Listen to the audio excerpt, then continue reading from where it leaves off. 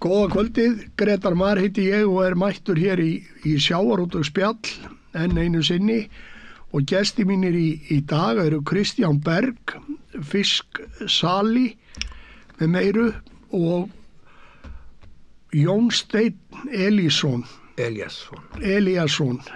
rétt farið með.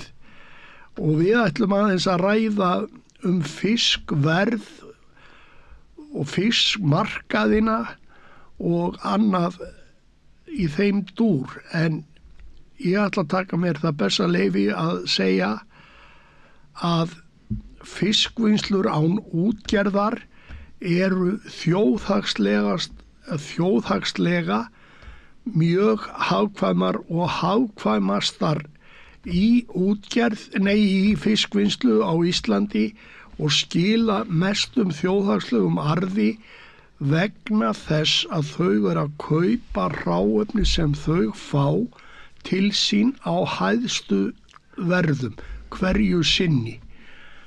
En ágætu félagar, byrja á þér Jón Steinn. Hvernig lýst þér á hlutina? Þetta hefur nú ekki mikið breyst nema á einn veg. Það eru komið núna, síðan ég var í þessu, síðan ég var sjálfur með rekstur, þá er komið núna tæp 5 ár og ég get ekki betur séð nema að þetta sé bara allt að fara í sömu áttina og því miður þá er það bara þannig að verðið á markaðunum það stýrist auðvitað á magninu sem kemur inn á markaðina, það stýrist þar verðið og það hefur verið alltaf svona þetta hefur alltaf verið svona seljandamarkaður frekar en kaupandamarkaður, hann gegnum svona tíðina, en ef við förum svolítið aftar í tíman þegar maður var svona nýbyrjaður í þessum brasa og þessi fyrirtæki sem þú nefndir sem voru í þessum samtökum okkar sem hétu Samtök fiskvinnslu án útgerðar eða Samtök fiskframleiðenda og útflytjenda sem var breytt svo seinna, að þessi fyrirtæki þurftu að sækja sitt hráefni inn á markaðina eða í beinu viðskiptum og yfirleitt voru við að greiða fyrir fiskinn svona þetta 25 og upp í 50%, 70% hærra verð en verðlagsstofuverð var. Þetta var svona bara í gegnum tíðina var þetta svona og það sér það hver einu sem aður að við breyttum umhverfinu, við breyttum þessu umhverfi, launaumhverfi sjómanna og þessa útgerðarmanna sem voru að gera út og selja hana fisk, þannig að við breyttum þessu umhverfi og það má eiginlega segja það að á þessum tíma svona upp úr 1990 sem þegar að flestu fyrirtækin inn á markaðunum, svona þetta eru ansi mörg fyrirtæki stór sem að verða til á þessum tíma og eru þarna í gangi, að þá eru þetta fyrirtæki með allt upp í 100 manns í vinnu og jafnvel meira og þetta eru gríðarlega stór og öflug fyrirtæki og það tölvöld magn sem kemur inn á markaðana, það mjög mikið magn sem kemur inn á markaðana. En nú fyrsta lagi minna magn að koma inn á markaðana. Það bara þessi þróun sem hefur á sér stað. Það út af samþjöppun og veiðiheimildum og það eru stóru haukarnir sem eru að kaupa upp veiðiheimildir og kvóta og setja ekki fiskinn inn á fiskmarkað. Við gerðum skýrslu sem við afhendum öllum alþingismönnum. Við gerðum hennar 2000 þessa skýrslu í okkar samtökum og þessi skýrsla hún til á netinu hjá samtökunum og við afhendum hana formulega á alþingi þegar við gáum hann út og þá lýstum við þessari þróun algjörlega fyrir hvað við stemdum í. Þá má eiginlega segja það að allt sem við sögðum í þessari skýrslu, það hefur allt gerst. Þessi þróun sem við lýstum þarna í skýrslunni, hún hefur algjörlega gengið eftir. Og það kannski sem manni kannski sárnar mest í þessu öllu saman, að það það að þessi fyrirtæki sem eru svona sprottafyrirtæki, þetta eru sprottafyrirtæki sem verða til á þessum tíma og þau ná hérna gríðarlega mikilvægum mörkum, ferskum mörkum og til þess að geta keypt fiskinn á þessu háa verði sem þau voru að borga fyrir fiskinn á þessum tíma, að þá þurftu þau þetta að leita eftir háu verðum og hæðstu verðum. Það var bara þannig og þau stóðust þessa samkeppni, stóðust hana og það ekki fyrir en kannski má segja svona 94-5 þegar stóru fyrirtækin áttast á því að þau verða að fara að breyta hjá sér, þau verða að fara að snúa þessu við. Já, og þau verða að fara að breyta þessu, þau get ekki verið bara að frysta fiski lengur og salta, þau verða bara að fara aðra leiðir og það áttaði sig bara á þessari þróun sem að fisk útflutning. Já, sem að á sér stað þarna, þessi breyti sem á sér stað og við það sem við gerum þarna innan SFU og þessi fyrirtæki sem eru þarna, verða þarna til, þau stjórna þessu algjörlega, þessari þróun, stjórna henni algjörlega og en síðan það sem gerist seinna meir, þegar að samkeppnin verður harðari og þessi kvóti fer að ganga á kaupum og sölum og annað, að þá verður ákveðin breyting, þarna, það verður stjórnvæðslega breyting í kerfin okkar. Og hvernig verður hún verður bara þannig að eftir hrun, til dæmis eftir hrun, þá verður gríðarlega mikil breyting.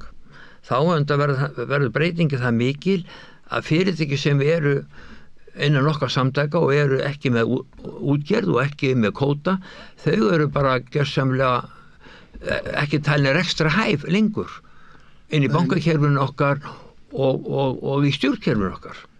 Þannig að það er alveg ótrúlega þróun sem á sér stað þarna, alveg ótrúlega þróun og þarna eru ráðamenn þjóðarinnar sem eru þá við völd sem að hafa þessi áhrif. Þau hafa þessi áhrif.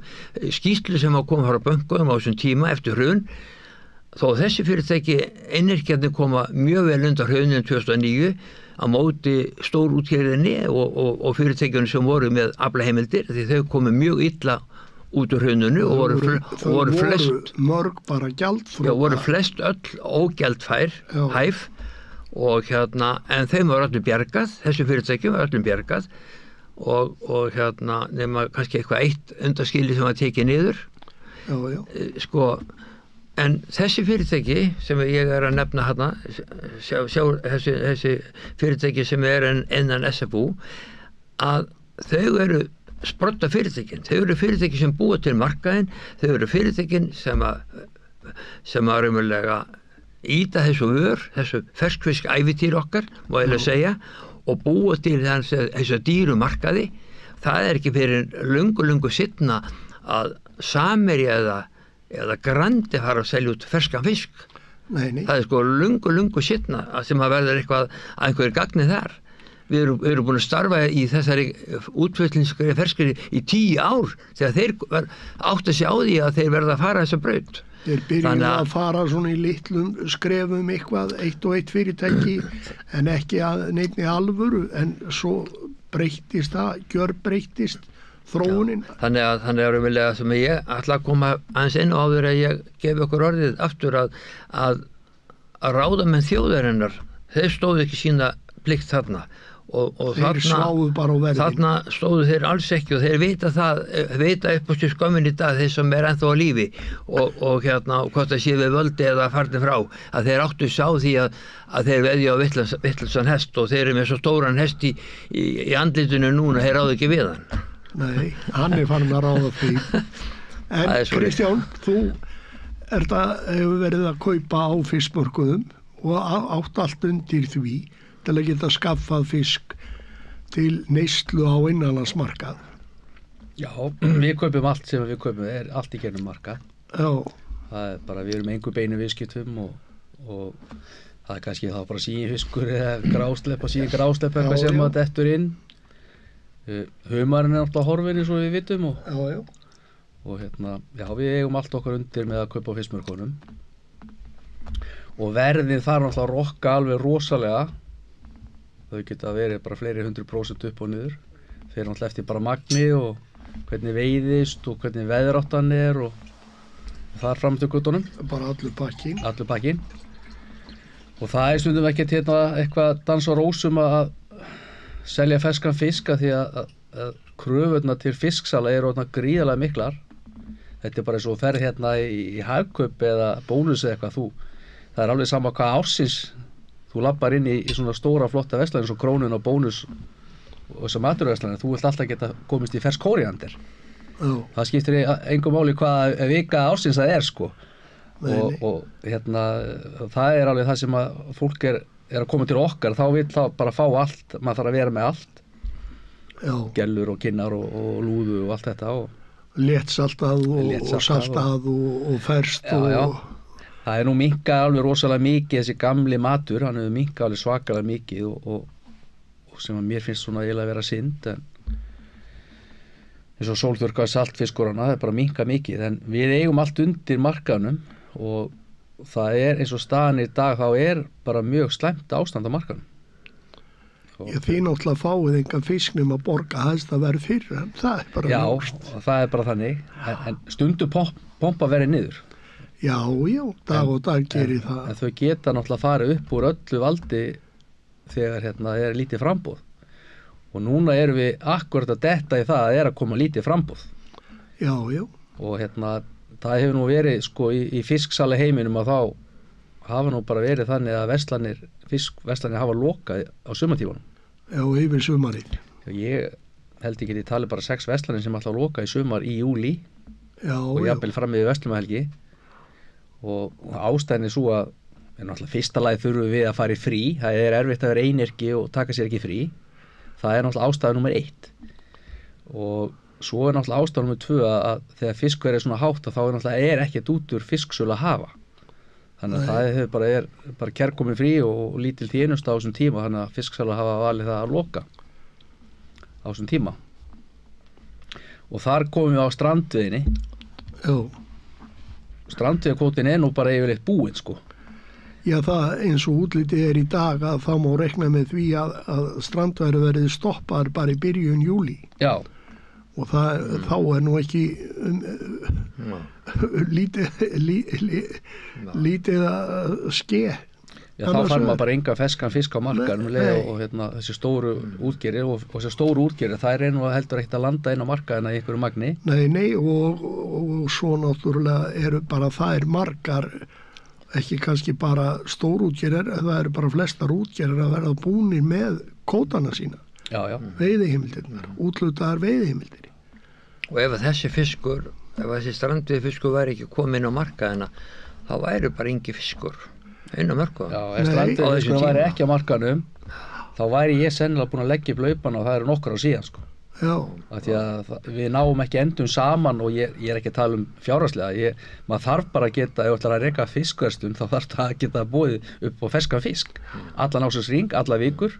Og ef strandveiðarnar væri ekki þá væri þetta bara ekki möguleiki.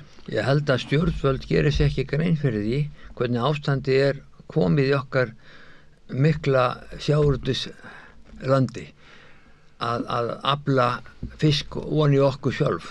Ef þessar strandveiðar hefði ekki komið á þarna í tíð hans Jón Bjarnasonar, í hans ráðherratíð og þá væri þetta ástand alveg skelfilegt. Og eins og Kristján nefna, þá væri bara ekki marga þessi búðu til og vegna þess að bara á þessum tíma þegar hann ráðherra og setur þetta á að þá verður gríðarlega breyting sem á sér stað. Það er svo margir einyrkja búin að selja, það er svo gríðarlega sem voru að selja alla sem fiskinn á markaði og það er búin að vera svo ofsalega breyting núna á þessum árum frá 2010 núna í 14 ár. Það er 14-15 ár síðan að hvenær komið strandveiðarnar inn? 2009, það séu það er 15 ár síðan. Það er gríðarlega breyting sem á sér stað á þessum tíma, gríðarlega breyting. Það náttúrulega, má segja að það aðalega þorskur sem að koma og fissalar fá til dæmis ekki ýsu af strandveiðibátunum í mjög litlu mæli. Nei, það er öfsi og það karfi svolítið. Já, það aðeins meðafli sko. Meðafli á þessu. En þetta alveg, þetta eitthvað sem að ráða með þjóðverðin þurfa aðeins að átta sig á þegar að við ætlum að geta búið upp á fisk í okkar verslunum, ferska fisk, ef að strandveið væri ekki til staðar yfir sumarið, þá væri bara engi fiskur til, engi feskur, þá hefur við bara verið í svo líka finnst mér vera svolítið skrítið að þú ert að fá túristan, hvenær er túristinn stæstur á Íslandi? Hann er stæstur á sumrin. Hvað vill túristinn gera þegar hann kemur til Íslands? Ef þú ert að fara til Danmörkur, þá borðar maður smörrebrauð. Ef þú ert að fara til Svissa, þá borðar súkkulaði og kaupir sennilega eitthvað úr eða eitthvað svoleiðis. Þannig að þetta er svolítið á milli landa hvað þau eru að gera. Á Íslandi erum við að tala við erum fiskveiði þjóð. Og ef við erum að fá einhverja túrista inn, þá held ég að sísta sem þeir vilja éta er kannski nautafíle eða eitthvað. Þeir vilja koma og sækjast. Nei, þeir eru ekki að fara að sækjast í ferska paprikur. Þeir eru að fara að borða íslenskan mat, helst fisk, sjávarafurðir og þessi veitingastæðir sem eru í Íslandi eru rosalega góðir, og ef þú ert ekki með strandveiðar og getur ekki fengið ferskan fisk, þá getur ekki búið upp á hann. Þannig að útlendingarnir sem eru að koma eru mestmegnis að borða frosin fisk á sumrin. En svo er þetta aldrei gaman að segja frá því að farastjórar sem eru með stóra hópa og fara með fulla rútu af fólki þar sem strandveiðisjómennirnir eru að landa, að þar bara gengur rosalega illa ná túristónum upp í rúturnar aftur. En það ekkert mál þegar þeir eru að fara gullna hringinn að ná þeim upp í rúturnar á Þingvöllum eða hér eða þar. Ef við tölum með þessar ef þessi ekki bátar að koma í land og þá er bara ekkert líf á höfnunum. Þetta gjörbreytir í öllum sjávarbyggðum hringinn í kringum landið bara þetta tímabil sem strandveiðarnar eru. Ég það á að vera líf og fjör í höfnum landsins og bátar að koma inn, og ég kannski ekki með eða móti þessu hvalveiðum, en það mætti kannski færa það líka ef það væri hvalveiðar eitthvað nær. Þetta er kannski viðkvæmt málefni hvalveiðarnar. Hvalveiðarnar hafa alltaf verið pólitíska hjá okkur, og ég man alltaf eftir því þegar Einar Guðfinnsson var að fara í stólinn, og fyrsta verki hans, þá var nú þannig að þá voru gestir hjá mér, erlendu kaupendur frá Bretlandi, stóri verslunarkeðju, og sama daginn og þeir voru hjá mér, og þá voru leyfðar hvalveiðar á Íslandi, og þetta var fyrsta verki Einar Guðfinns þegar hann tók við völdum að leyfa hvalveiðar, og þá voru þeir alveg brjálæðir og alveg hint, og endað þannig að ég fór með kvöldu og letu éta hval. En þetta er búin að vera svona hjá okkur í gegnum árin, og við eigum ekki að hlusta á þess að djöfisins vitleysu, við eigum að halda okkar striki. Við áttum aldrei að breyta þessu, mestu mistök sem við gerðum að breyta þessu.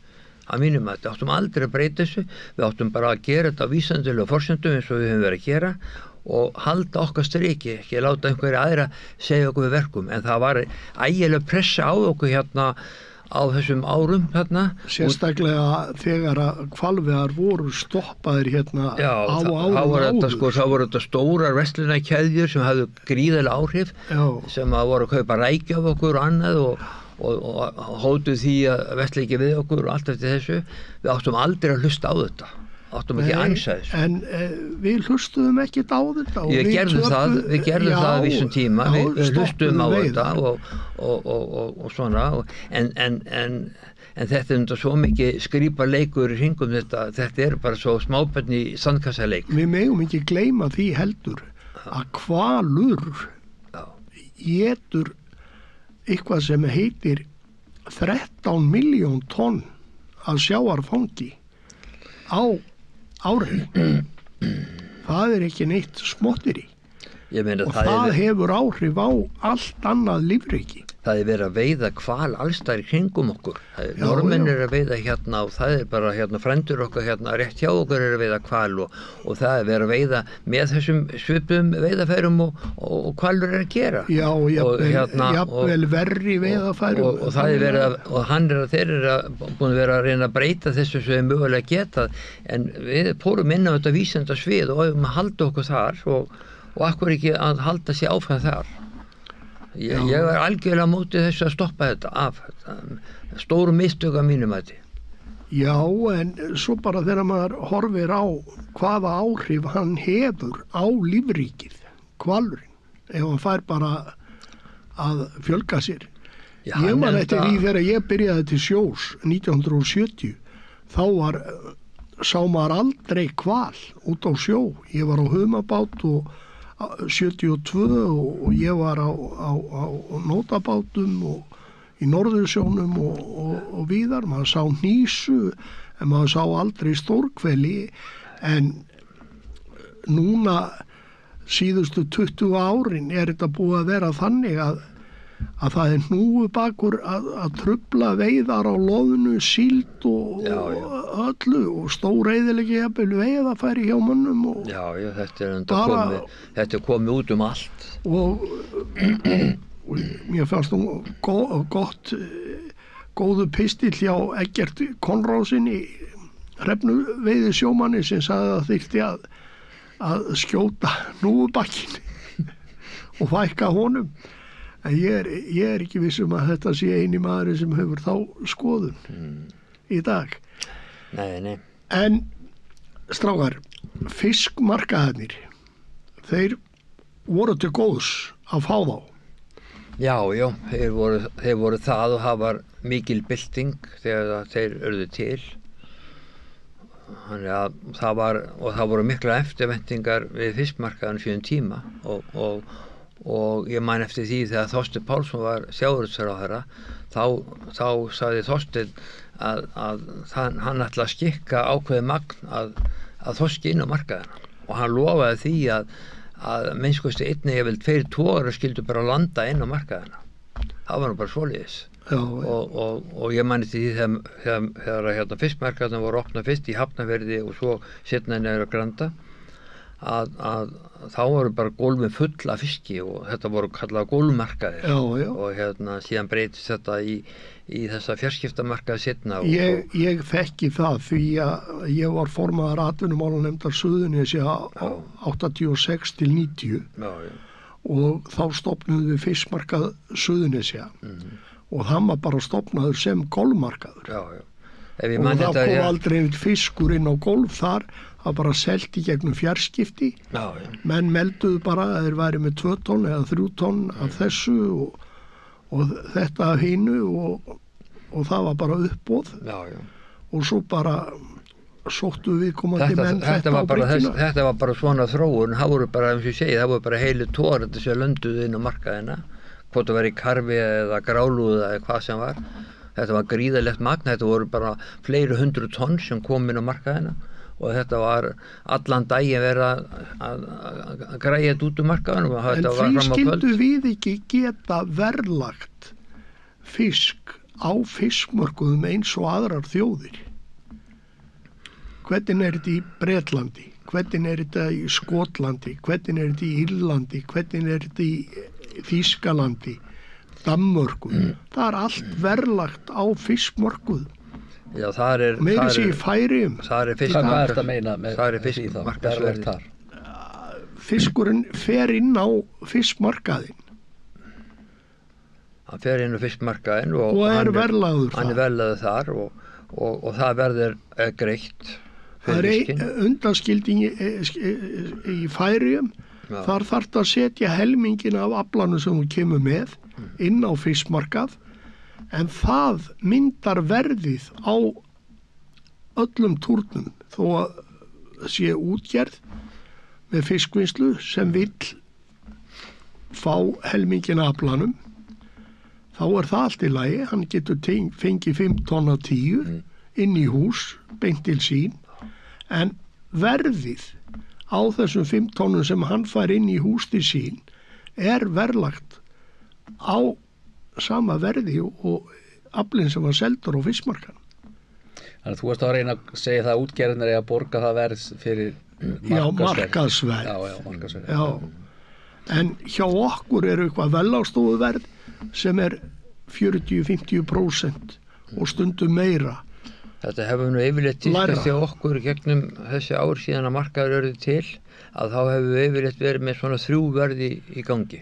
Það hefur verið markaðsverð, það hefur verið verðlagsstofuverð og svo hefur verið í beinu viðskiptum, þá það tekið eitthvað við með einhverju. Þá það stundum mið af fiskmarkaðsverði og eitthvað blanda í poka. Og þá jafnvel að útgerðirnar voru að fá netaslöngu fyrir tonnið fría eða einhvers konar jafnvel kvóta á leigu á eitthvað x-verði og það voru svona... Það hefði ekkert verið óeðrilegt í þessu tilfelli hefði ekkert verið óeðrilegt að þeir sem voru með afli heimildir og sem voru að gera út og voru komin á markaðan og kaupa fisk að þeir hefðu verið sett ákveðin skylda þá að landa ákveðin prósentum af aflunum inn á markaði og ef það hefði verið gert þetta stóð nú til að gera þetta og var heilmikil umræða þetta mál og ég man eftir því þetta svona kringu 1992 þegar að mikil pressa á ríkisvaldi það að auka hráefnin á markaðina og þá verður til svo kalluð línutvöföldun sem á sér staðinn á markaðina og með minnir þetta hafi verið kringum þessi ár 90, 92, 4 mann ekki alveg nákvæmlega hvað ár þetta voru en hún skilaði sér ekkert inn á fiskmarkaðina frekar línutvöfölduninn þetta voru 10.000 tonna pottur sem skilaði sér inn á markaðina og útgerðir tók þátt í þessu því þeir fengu helmingi meira að kóta þeir fengu doblaðan línu kótan í 4 mánuði þetta var nóvember og desember og janúar og februar sem voru á hverju ári og þetta var gríðarlega mikið lyftistöng sem átti stað þarna en útgerðir sem voru með fiskvinnslu þær þurfti ekki að setja þetta á markað þetta hafa bara bátarnir sem þeir voru með bátar þær tóku líka þátt í þessu til þess að auka sína aflaheimildir til þess að nýta sína báta í þetta þeir tóku þátt í þessu þeir gerðu það alveg stóri stíl og þeir voru með stóra og öfluga línubáta nokkrir þarna og þessi kóti hann klárast oft fyrir því að það margir inn á þetta þeir sáu sig hagi þessu að gera sín skip út á þetta og þetta var, ég man ekki nákvæmlega það hefði verið gaman að skoða þetta nána hvaða ár þetta voru allavega 2 ef ekki fleiri ár sem þetta var síðan bara gufaði þessi kóti bara upp hann færðist bara yfir á skipin sem höfðu veitt hann hann var bara jafnaði einhvern veginn út þessi kóti og hvarf bara og þá var einhver svona miðlun það var einhver miðlun þarna með strandveðar átti eitthvað að bjarga einhverju það komið svo miklu seinna það komið mikið seinna en ég meina það var mjög vert að skoða þetta og ég held að ég þekki þetta aðeins að ég var á línubát ég held að Fiskistofa sem var á 200 þetta væri verkefnið hjá Elínu núna að skoða þetta hvaða ár þetta var og hvaða magn þetta hefði verið sem kom inn á markaðina það er gaman að skoða það nú gaman að hlusta á ykkur strákar þið eru allir bara í gamla tímanum þið eru að tala eitthvað eldgamalt sem gerist síðustu öld 1992 ég nú aðeins yngri því ég að hugsa hvað erum að fara að gera í dag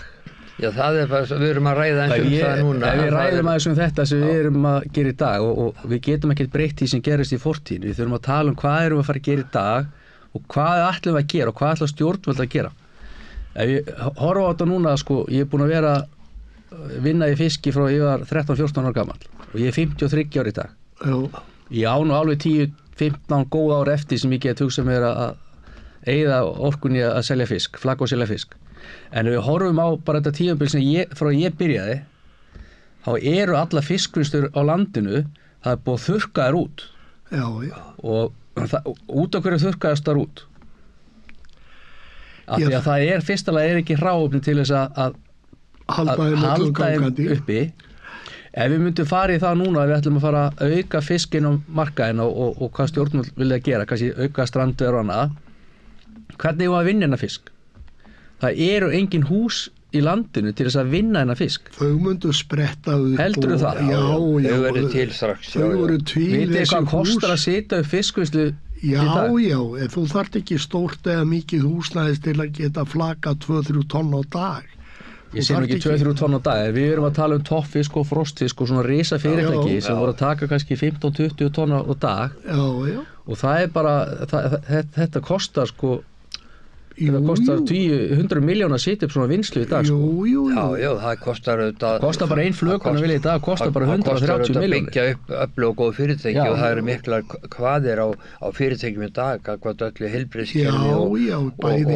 eftirlit og öðru og þetta er meira en að segja að setja svona fyrirtæki upp en sko það sem er hefðu aðgang að hráefni að þá myndu þetta spretta upp og margir myndu fjárfesta í þessu þegar sæja að þeir ættu möguleika á hráefni sko, aðgang að hráefni ef við tölum til dæmis markan í dag eins og þeir eru uppiðir sko ég myndi segja það ef ég væri sjómaður og væri að landa fiski inn á markað þá myndi ég vilja reyna að fá hæsta verð fyrir aflann og það eru sjómenn sem hugsa það og ef við gagnrýnum aðeins markaðina þá eru markaðinir að taka fiskin, það kemur kannski ykkur bátur Jói eða Jónína eitthvað og segir 2 tonn og þetta allt selt í heilum stæðum. Það er ekki að pikka út 1 kar eða 2 kur. Nei. Þannig ég sem fisksali, þótt ég sé kannski svolítið stóra á Íslandi, þá er maður bara lítið peðið sem stóra heimi, en maður þarf að geta átt möguleika á því að geta keypt 1 og 2, 3 kur. Þannig að ef maður getur það ekki, þá lækkar það fiskverð. Já. Og þeir sem eru að stjórna fiskmjörkurum í dag, þeir með aðeins fá að heyra það því að þeir nenna ekki að skipta stæðum. Það er líka einn vandi þar. Það eru stór útgerðarmenn sem eiga mikið af veiðiheimildum sem eru stærstu hlutafarnir í öllum fiskmarkaðum. Já, en þeir hljóta að sko þegar landa inn á markaðin þá hljóta þeir vilja að fá hátt verð. Já, auðvitað, en þeir eru ekki að landa inn á markaðin. Stæðstu hlutafarnir í fiskmarkaðunum í Íslandi, hvort sem það er Íslandsmarkaður eða fiskmarkaður Suðurnesja eða faxamarkaður eða það sem er saman. Það er Íslandsmarkaður. Já, það er Íslandsmarkaður eða Snæfellsnes. Þetta er kannski maður segja svona 2 blokkir. Þetta eru 2 eða 3 blokkir. Þannig aðalega 2 blokkir, það er fiskmarkað Suðurnesja og fiskmarkað Íslands. Já, og svo koma nokkrir einstaklingar. Já, í smærri mörkuðum. En málið er það að þetta eru stærstu hlutafarnir í þessum mörkuðum eru ekki að nota markaðina til að selja fiskin sín á. Þeir eru með vinnslur sjálfir og það eru bara auka tegundir sem þeir setja inn á fiskmarkaðin. Já, þetta eru þessi litlu línubátar eins og sem við erum að kaupa. Við erum bara að reyna að taka þessum einirkjum og línubátunum. Það eru aftur einirkjar sem eru og strandveiði sjómennir náttúrulega. En strandveiði sjómennir eru líka eyðileggja þetta með því að landa beint inn í þessar stóru vinnslur. Þeir gera það sumir gera það. Ég keyri nú bara reglulega hringinn hingað á landi og ég stoppa og fyrsta sem ég geri fer út á landi er að selja heita potta, þá fer ég nú á höfn, planta mig þar og ég spjalla við alla sem eru á höfninni og það er nú yfirleitt sem að þeir koma þessi sjómenn og ég hef keypt það í fisk og við erum að ræða þetta og þá náttúrulega eru þeir að verja sína byggð og landa þá bara inn í vinnsluna sem eru á staðnum sem að skekkir þetta líka svolítið fyrir okkur. Jú, en þeir eru að gera það í flestu tilfellum á markaðsverði. Já, það er náttúrulega bara skekkir verðmyndun og annað. Ég segi sko allir strandiði fiskur á bara að fara beint á markað. Það á ekki að vera að landa honum eitthvað beint. Það er bara mitt sjónarmið með það.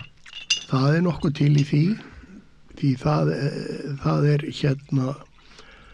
svo er aftur sko annað kerfi með byggðakótan, þá þurfa þeir að landa í einhverja ákveðna fiskvinnslu. Já, þetta er undað, það eru margir þættir í þessu sem örgulega betum að fara, engi spurning, en kannski stæðsta atriði í þessu öllu saman er það að ef það er ekki nýliðun í þessari grein eins og annari og verður svona eðlileg nýliðun og þannig að menn getur komið inn í greininu og byrja starfsemi. Það er bara lykil atriði í öllum greinum. Ef það er ekki verið hendi þá er hætt á ferðum, þá er mikil hætt á ferðum. Þá geta þessi stóru fyrirtæki sem eru til staðar núna, þau bara droppast upp og eigendur þeirra eldast og hvað gerist? Nú, þau stakka bara, þetta verða einhverja risablokkir. Og það er náttúrulega... Og hvað eru menn að tala um núna? Hvað er verið að tala um núna í nýju löggjöfunum? Að stakka það ekki ennþá meira? Já, það er verið að tala um að fara úr 12% með kvótahegnina upp í 15%. Það er verið að það hefði átt að fara í hin áttina. Það átt að lækka hana niður. Já, það hefði átt að lækka hana frekar 2%. Já, hefði átt að fara frekar niður til að grísja þetta frekar heldur en fara hina liðina. Og hleypa fleirum að. Ég var að tala við útgerðarmann íslenskan í Noregi sem var að segja frá því að Norðmenn að minnka eitthvað veiðiheimildir í þorski í ár. En það bitnar ekki á kistflotanum, strandveiðiflotanum. Það á ekki að skerða þá neitt, það á að skerða stóru skipin. Og þar sagði hann mér að sonur hans var búinn að kaupa bát, ungur strákur, og hann fékk sérstakt lán á mjög góðum kjörum. Af því að hann var nýliði og var að byrja í útgerð. Og þetta er hugsunagangur Norðmanna til þess að endurnýja fólk í greininni á meðan að við í rauninni eins og frumvarpið sem liggur fyrir núna er að þjappa kvótanum meira saman á hendur stórútgerða eða réttara sagt að gera stórútgerð löglega sem er búin að brjóta lög í mörg ár. Þetta er alveg þeir, sko, ég verður bara að segja alveg sver, ég gef ekki gulaspildu, ég gef rauðaspildu sem hafa verið við stjórnvöldin í landinu undanfærin ár hérna í þessum álum og það er alveg skelfilegt að sjá hvernig okkar sjávarútvegur að þróast. Ekki bara á þessu sviði heldur á mörgu öðru sviði.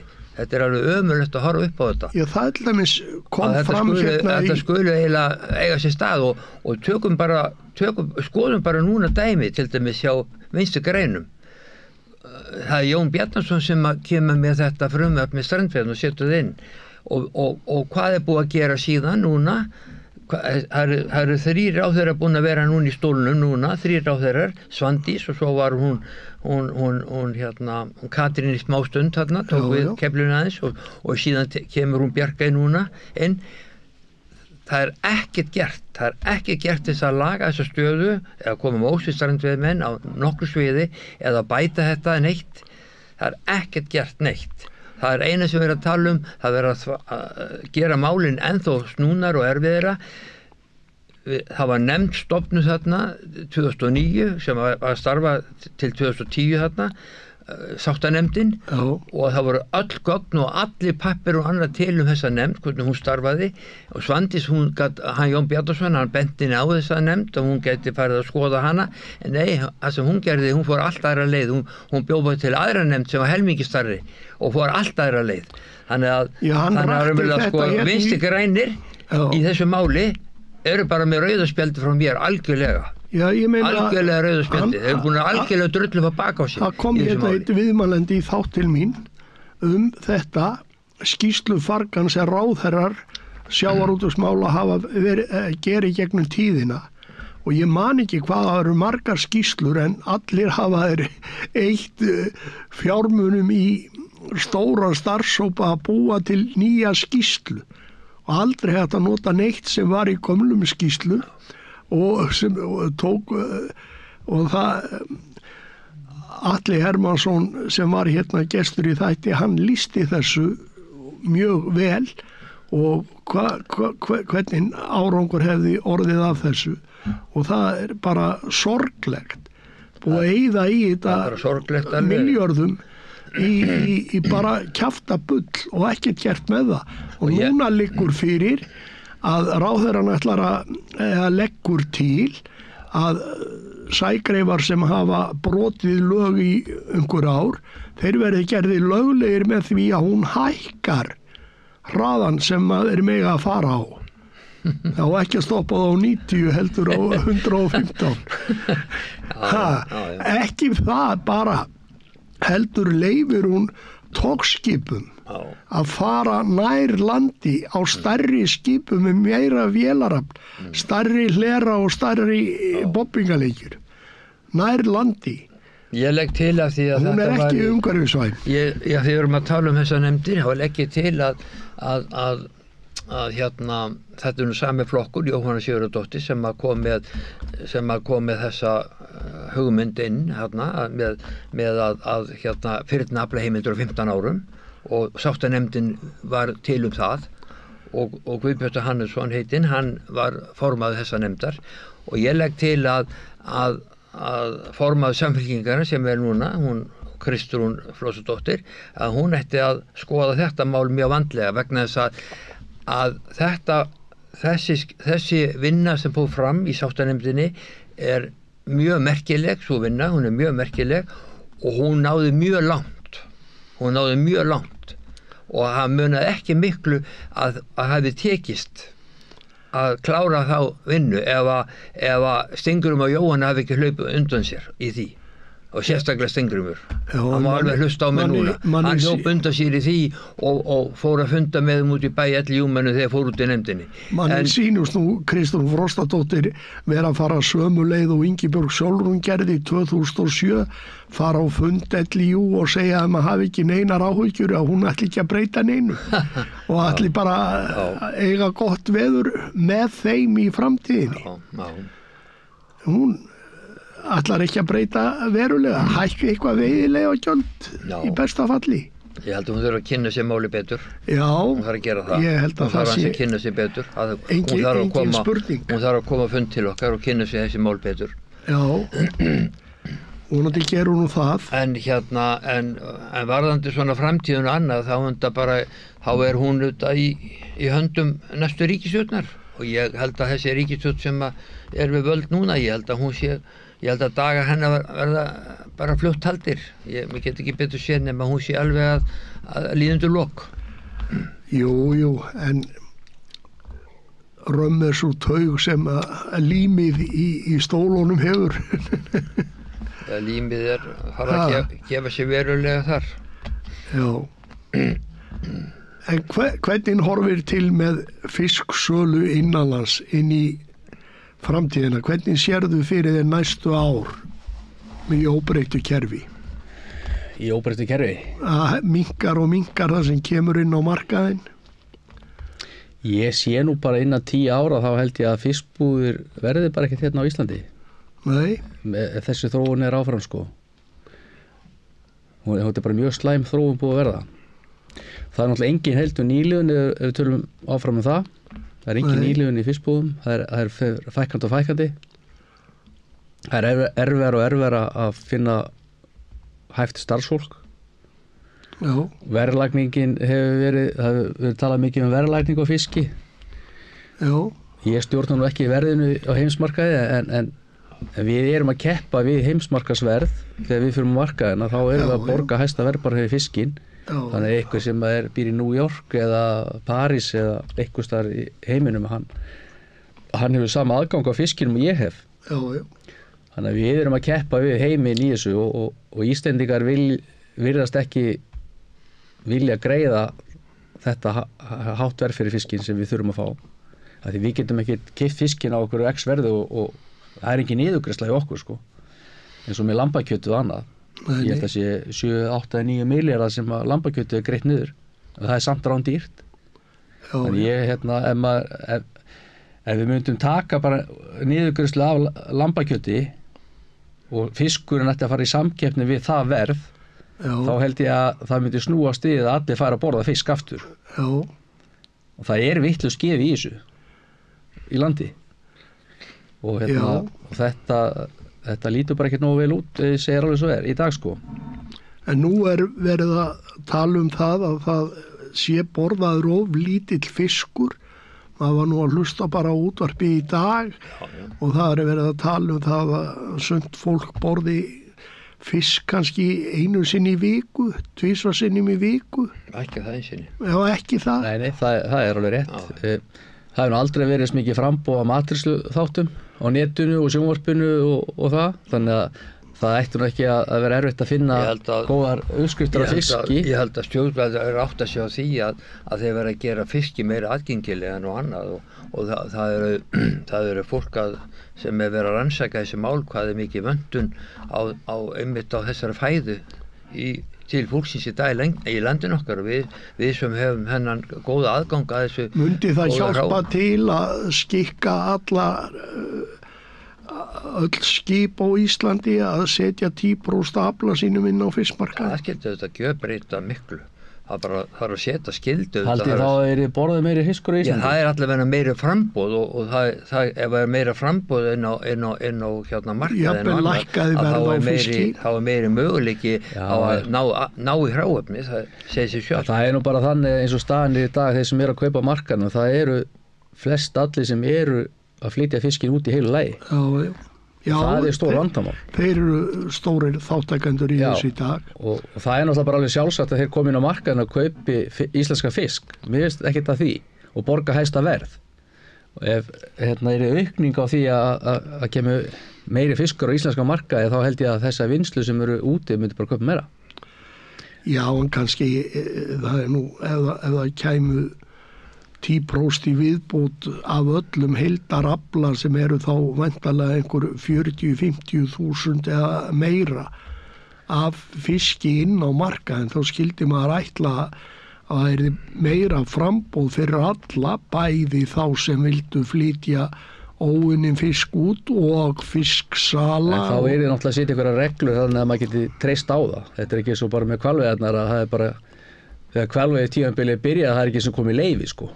Þannig að ef það væri gerðar eitthvað reglu sem maður geti stækka fyrirtæki sitt eða undirbús undir það að væri meiri fiskur á markaðnum, maður geti unni fiskinn. Já. Að það væri gerðar eitthvað leikreglu með það. Já, þeir þurfa sko átta sig betur á þessu að það þarf að laga þetta umhverfi. Þetta umhverfi þarf að laga. Það eru milljón leiðir til að gera þetta ef menn vilja breyta þessu eitthvað. Það er mjög takmarkað eins og til dæmis núna sem gerist eins og það sem er að gerast til dæmis núna ef þessi strandveiðikvóti er búinn, ef hann er búinn bara mánamótin eða vel fyrr að þá verður engi fiskur skilur. Þá var engi fiskur inn á markaðnum. Maður tók eftir því í fyrra sumar þegar strandveiðarnar voru stoppaðar 11. júlí að þá voru mörg fiskvinnslu fyrirtæki án útgerðar og önnur fyrirtæki líka sem voru með útgerðum voru búnar að veiða veiðiheimildir sínar. Þá lokuðu þær bara til 1. september. Já, lokuðu bara. Þær þurftu að gera það, þær höfðu ekki aðgang og þetta er mjög vont í því tilfelli líka að vera stöðugir við sína kaupendur erlendis. Þetta er ekki gáfulegu markaðsbúskapur. Þetta helst í hendur. Já, þetta helst í hendur. Já. Strandveiðarnar þurfa að ná yfir þetta tímabil. Það þurfa helst að ná yfir þetta tímabil og þetta er akkur tímabil þegar að... Já, í rauninni er þetta þannig að það er ætlast til þess að strandveiðar standi í júní, júlí, ágúst. Já. Og þá hefðu maí, júní, júlí, ágúst. Já. Og ef þeir hefðu fengið 48 daga á þessu tímabili að þá hefði verið stöðugur fiskur frá þessum bátum inn á markaðin og þeir hefðu bæði hjálpað fiskvinnslum án útgerðar, fisksölum og öllum öðrum í rauninni með aðgang að hráefni. Nú ætla ég að spyrja ykkur einna góða spurningar. Já. Vitið þið hverju söluhæsti mánuður ársins í sölu og fiski? Í fiskbúðum? Í fiskbúðum? Landsins? Ég myndi veðja á að það væri janúar. Og númer 2? Já, ég hugsa að sé sko, ég geti trúið að sé svona þegar að hrognatímabili og það er, ég kem ekkert óvart að væri sko, þannig að febrúar er mánuður sem er þá svona, það eru öskudagurinn, springidagurinn og þetta allt saman í febrúar. Já. Ég geti trú að það væri Marsmánuður. Mars-apríl, já. Að hrognin eru svo góð þá? Já, hrognin eru góð í mars alveg ennþá. Strákar, þið eru algjör að risaðilu, sko. Nú, Söluhæsti mánuður fisksala yfir allt árið, sko, hann vinnur þetta sko með 20%, það er ágúst. Það er ágústmánuður. það er ágúst. Já.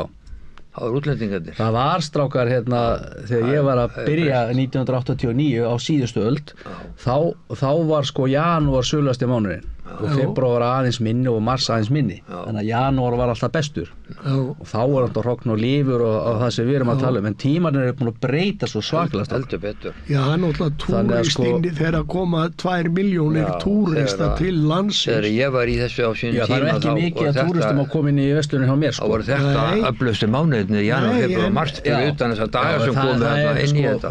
Springidagur það eru 50 ár síðan, sko.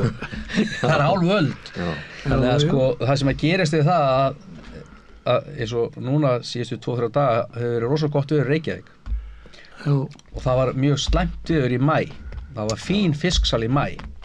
Leið og sólin kemur að þá bara fisksalan bara, þá byrja að grilla og fyrsta sem Íslendingar hugsa að setja á grillið, það er lambakjötið, lærisneiðar og eitthvað kótilettur og fleiri. Það er nú fara að setja fisk á grillið mikið. Já, en þetta er búið að vera þróunin sem er búið að vera lengi.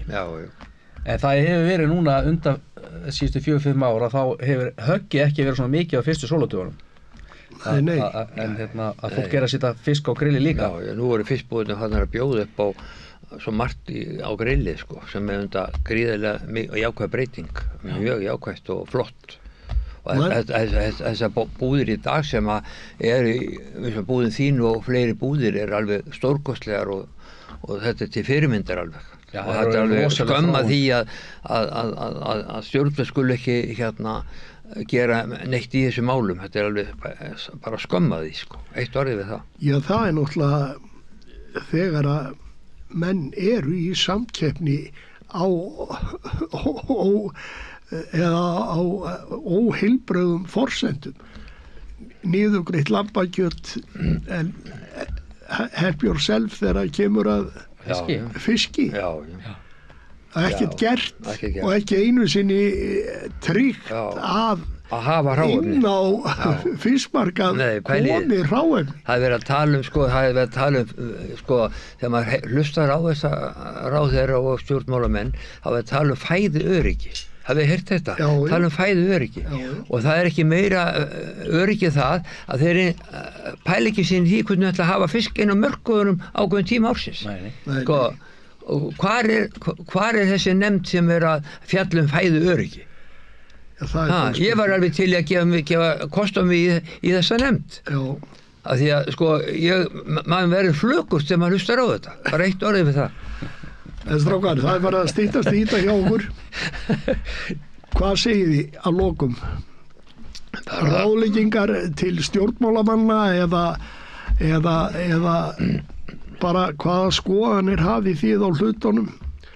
Við gleymdum reyndar að tala kannski um áhrif bankakerfisins á íslenska sjávarútveg.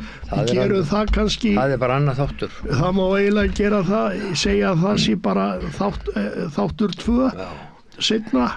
En það sem ég get bara segja lokum að mér finnst að ráðherrar og stjórnmálamenn þurfa bara að skoða þessi mál betur og líta á þetta réttum augum vegna þess að það er vöntun þarna, það er vöntunar hráefni inn á markaðina og þessar búðir og þessi sem er að skaffa hráefni daglega til neyslu til okkar, þeir verða að búa við meira hráefnisöryggi heldur en þeir búa við í dag.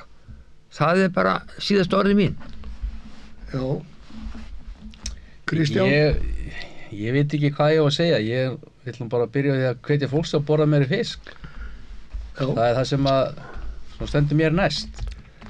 Og aðeins að tala um að fiskur er náttúrulega bara hollur, hann er ómengaður, lifir frjálst við Íslands strendur.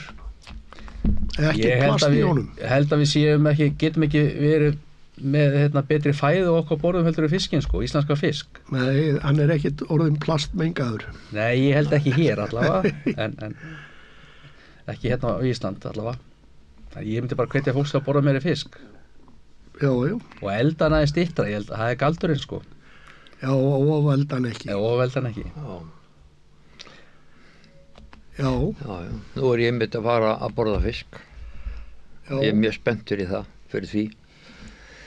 Ég segi bara verðið á góðu og þakka ykkur fyrir, strákar, þetta spjall. En við kannski tölum seinna bankamál Já, já. og afskipti banka af íslensku sjávarútvegi Já. í flestum tilfellum til að fækka aðilum í sjávarútvegi. Það sér þátt í það. Já, það þarf sér þátt í það þar sem að bæði er þrengt að útgerð og fiskvinnslu. Þakka ykkur fyrir. Takk. Takk.